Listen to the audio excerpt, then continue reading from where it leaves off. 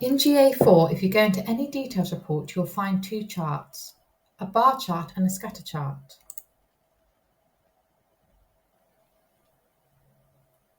You can modify these charts if you click here, Customize Report, and then you go to the section called Charts.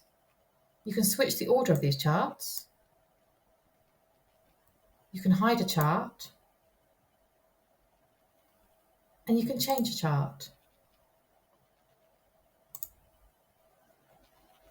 Click Apply. Then you can save the changes. You can either save it as a new report or save changes to current report.